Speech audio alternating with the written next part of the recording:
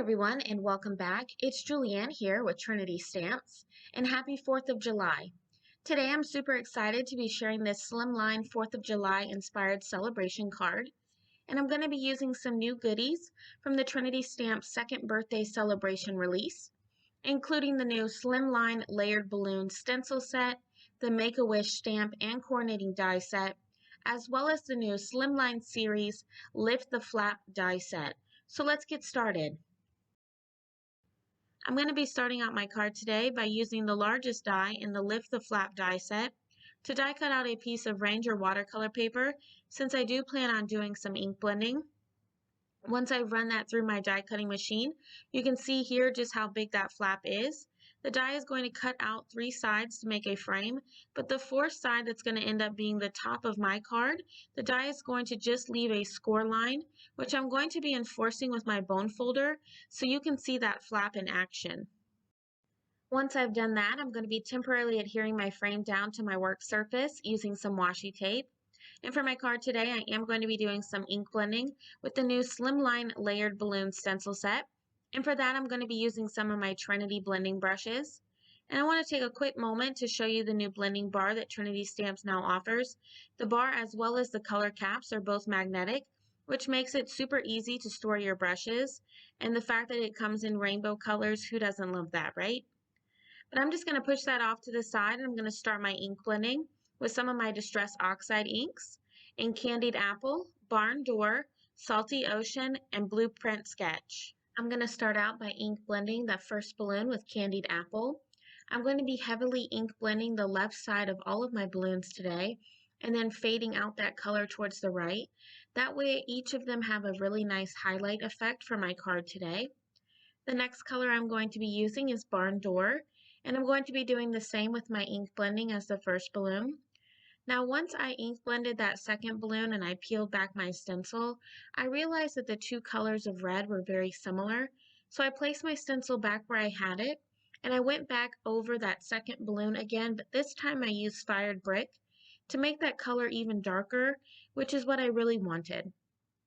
Once I have both of those done, I'm then going to start in on my blue balloons. So I'm just going to turn on some music and I'll be right back.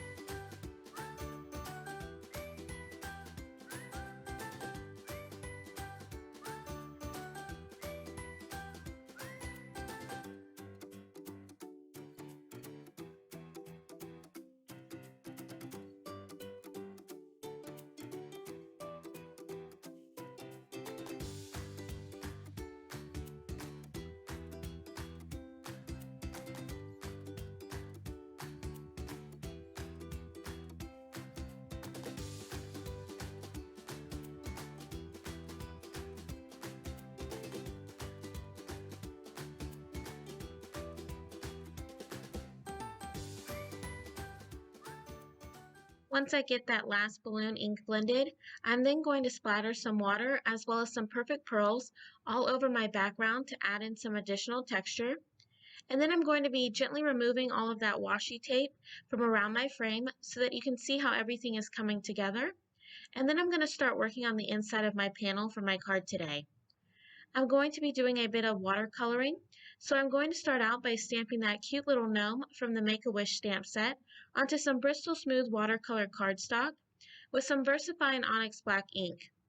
And I'm just going to be stamping that a few times since it is on watercolor paper, and then I'm going to start my watercoloring using my Karen Brush Marker Pros. And I'm just going to be showing you a little bit of my coloring today, and then I'm just going to do the rest off camera to save some time in this video.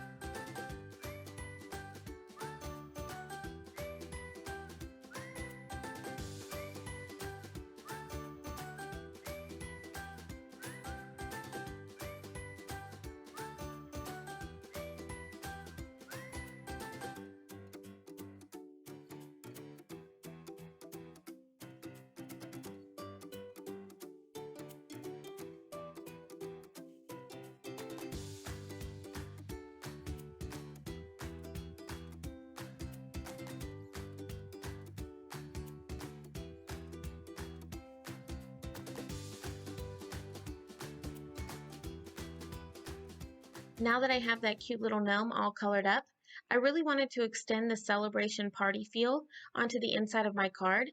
And so for that, I'm going to be doing some additional ink blending using those same colors of Distress Oxide inks that I used earlier, as well as using the layering balloon stencil set to just ink blend some more of those balloons onto my inside panel.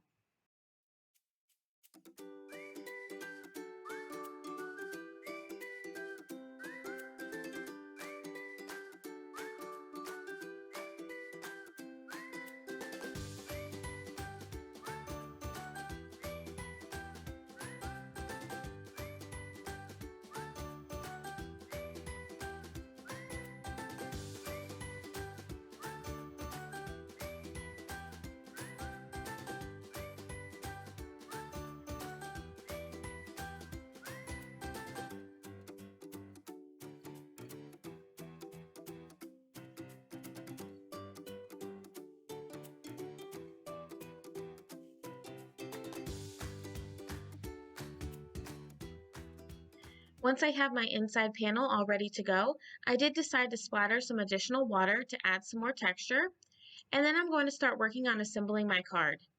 I'm going to start out by adhering my background panel, the one with the flap, onto the inside panel using some liquid adhesive, and for that I'm just going to be adding that liquid adhesive just to the outside frame. And once I have that all adhered, I'm then going to trim down a piece of blue colored cardstock that I thought matched that salty ocean color. And then I'm going to be adhering my blended background to my card base using that same liquid adhesive. Next, I'm going to start working on my sentiment for the outside of my card. And for that, I'm going to be using the marshmallow alphabet dies to die cut out the letters to spell yay out of some silver glitter cardstock to match the perfect pearls that I used earlier, as well as die cutting those same letters from some foam sheets. And I'm going to be adhering the glitter cardstock directly to those foam pieces using some more of that liquid adhesive. And then I'm going to be adhering each of those directly to my ink blended background, centering them onto my card. Having that additional dimension from the foam will really make sure that my sentiment really stands out from my ink blended background. Finally, to finish off my card, I did stamp some sentiments on the inside as well as onto a sentiment strip and pop that up with some foam adhesive.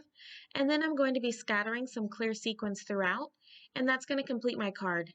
Once I have all of those adhered, I'm then going to show you just how awesome this flip die is and how I really love how this card turned out. I really want to thank you all for stopping by and spending some time with me. If you liked this video, make sure to give it a thumbs up, as well as subscribe for even more card making ideas. And all the supplies I used in my video today will be listed and linked down below in the description if you are interested. And as always, I hope you have a wonderful day and happy crafting and happy 4th of July.